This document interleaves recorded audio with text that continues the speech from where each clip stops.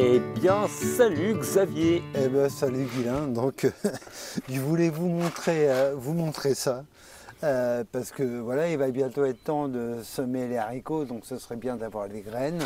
Haricots à manger verts, donc immatures, qu'on peut avoir à rame, donc ils montent, ou nains comme cela. Un truc quand même qui me fout, mais vraiment, vraiment en colère, ça c'est des potes qui ont trouvé ça. Disons le descriptif.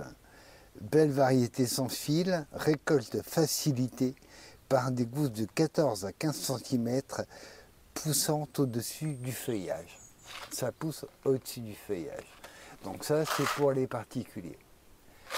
Avec un truc qui est assez rigolo, moi j'ai eu la chance de connaître un vieux monsieur qui était sélectionneur chez Villemorin à l'époque, et il me disait que les variétés de haricots du secteur professionnel, elles étaient recyclées chez les particuliers.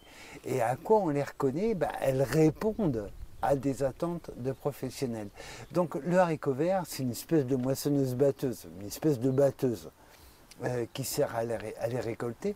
Donc on imagine bien que si les haricots sont au cœur du pied, la batteuse elle va être obligée de secouer assez fort et que les feuilles vont tomber avec. Donc on a sélectionné pour les professionnels qui récoltent mécaniquement des variétés de haricots qui présentent des gousses qui poussent au-dessus des feuillages, ce qui fait qu'on cale la machine assez haut, etc.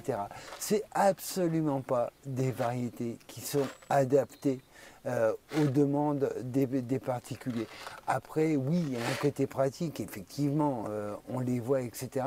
Souvent, ce sont des haricots qui sont ce qu'on appelle easy cut, c'est-à-dire qu'ils sont assez faciles à décrocher.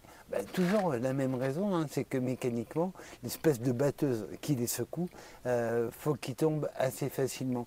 Donc, dès que vous voyez des variétés de haricots où les gousses sont au-dessus du feuillage, qu'elles se décrochent facilement, là, vous savez que vous avez affaire en fait à une variété qui était dans le secteur professionnel et qui arrive chez les particuliers.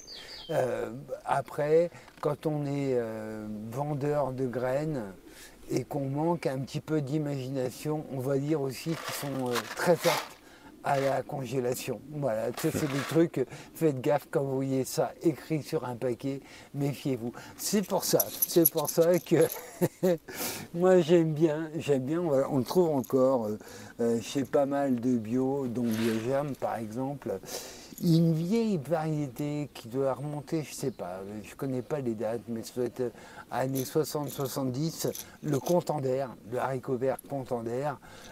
Contender. Ouais, Contender, ça il est vraiment très bon, il ressemble un peu à rien parce qu'il arque facilement, c'est pas une gousse fine, etc.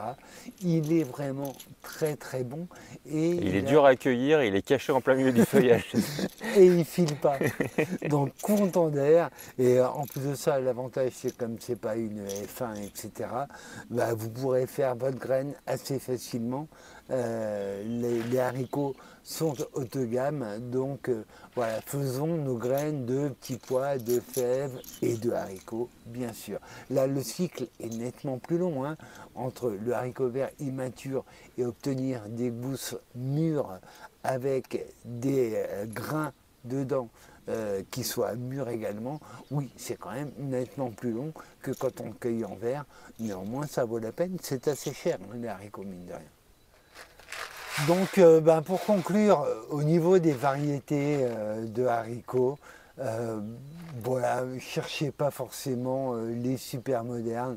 Des anciennes variétés sont vraiment très très bonnes, parfaitement adaptées au potager du jardinier amateur. Donc je rappelle son nom, c'est Contender, voilà, une vieille variété qui marche très bien et qui est vraiment très très bonne. Eh ben merci beaucoup Xavier, à très bientôt. Eh ben, c'était avec plaisir.